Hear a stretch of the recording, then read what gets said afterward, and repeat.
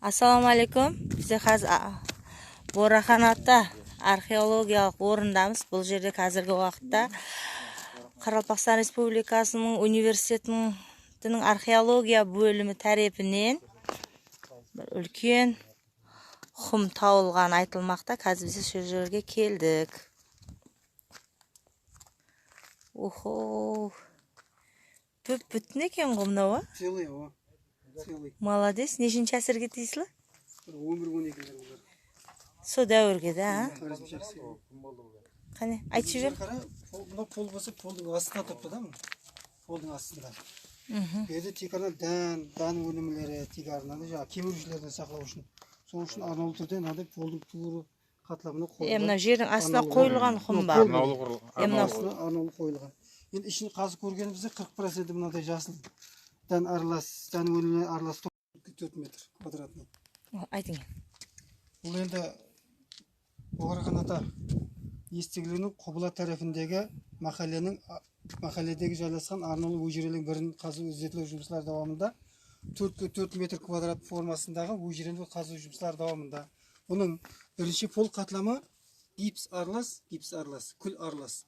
Қатлам пайда болған бір. Оны арнаулы түрде істелген негізінде де арнаулы түрде комплексіне жаңағыдай ремонтлап істегенде соған арнаулы бір склад формасында таярлағанда бұны мұқиятлап.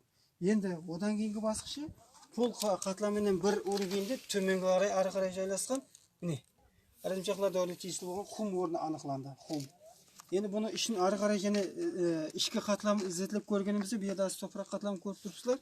Енді үлгі сипатында қалдырған едік бұны. 40% мынандай жасыл дән аралас, әр түрлі шерінді аралас 40% үсік қатлама анықталды.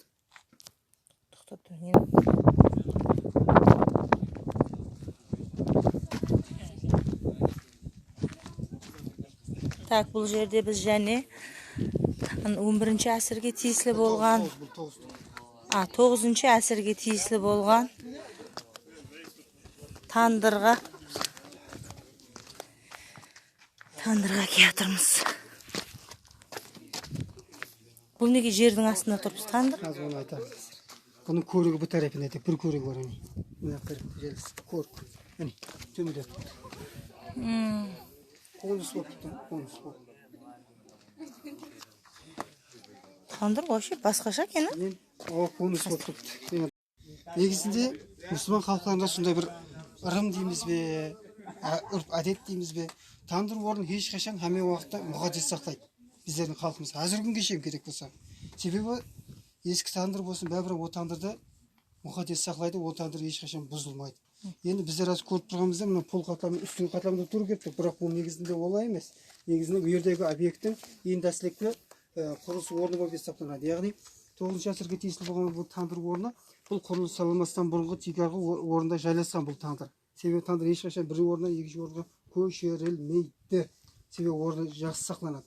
Яғни бұрынғы уақыттарда бұл құрылыс салынбастан алып бұл жерде нан жауатын арнаулы орын болғанлығын аңлатады. Одан кейін барып, енді біздерде сондай бір аз міне жерде қатламды көрсеңіз болады.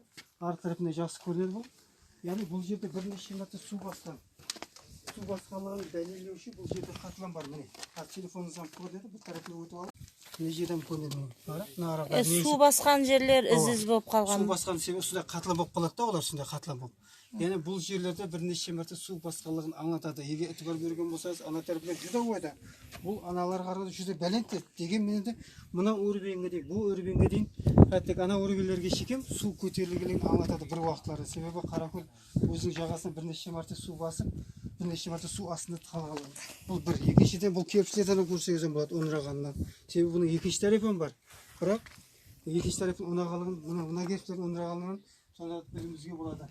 Кейін одан тысқары су басқаларын және бір дәлелейтін тикарлық фактор бұл мына жасыл қатлам. Жасыл қатлам тиканы алғанда көлдің су басқан территорияның ең түкпіргі, ең астындағы қатламда болады да, бұзатылар. Әр түрлі шірінділер, жәндіктердің ең тикарлы нелердің жайласатын орны. Соның үшінде бұл қатламдарда бұл жерлер